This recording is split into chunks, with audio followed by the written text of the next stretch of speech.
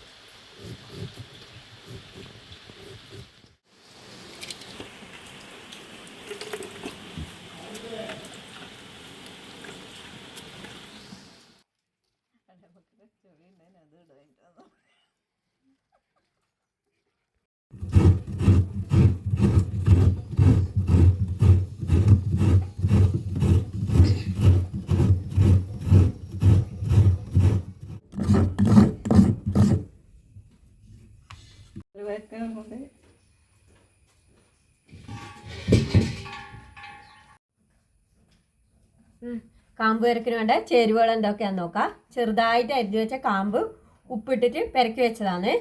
ആവശ്യത്തിനുള്ള തൈര്, കടുക്, വെളിച്ചെണ്ണ, ഉപ്പ്.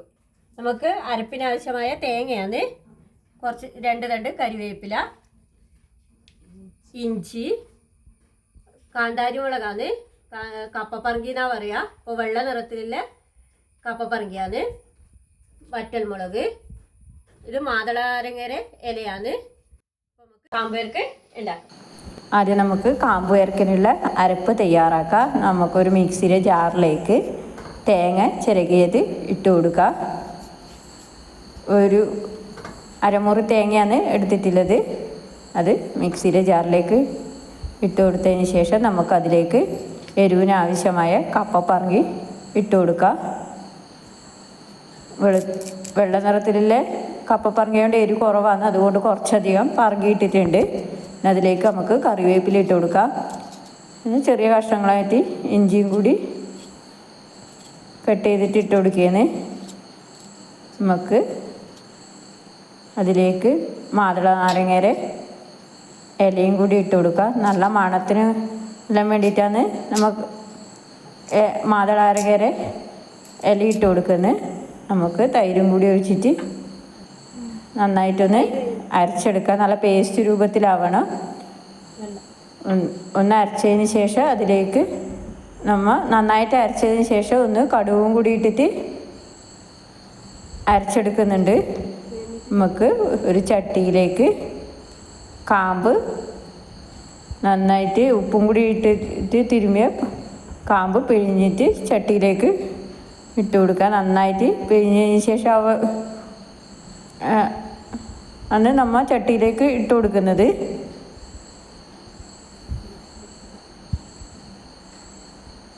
കാമ്പിൻ്റെ കറയൊക്കെ പോകാൻ വേണ്ടിയിട്ടാണ് ഉപ്പും കൂടി ഇട്ടിട്ട് പെരക്കി വെക്കുന്നത്. നമ്മളെ പറമ്പിൽ തന്നെ ഉണ്ടായ കാമ്പാണ്. നമുക്ക് ആ കാമ്പിലേക്ക് അരപ്പ് നമ്മൾ തയ്യാറാക്കി വെച്ചിട്ടുള്ള അരപ്പ് ഒഴിച്ചു കൊടുക്കുക. നല്ല പേസ്റ്റ് രൂപത്തിൽ അരച്ചെടുത്ത അരപ്പാണ് അത്. നമുക്ക് അതിലേക്ക് ഒഴിച്ചു കൊടുക്കുകയാണ്.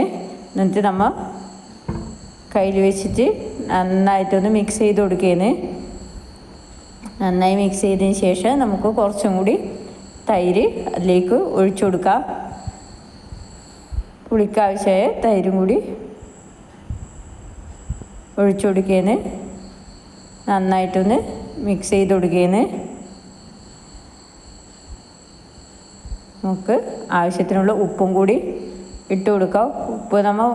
ഉപ്പ് കാമ്പ് ഉപ്പും കൂടി ഇട്ടിട്ടാണല്ലോ പെരക്കി വെച്ചത്. അപ്പോൾ അതിലേക്ക് കാമ്പിലേക്ക് ഉപ്പെല്ലാം പിടിച്ചിട്ടുണ്ടാവും.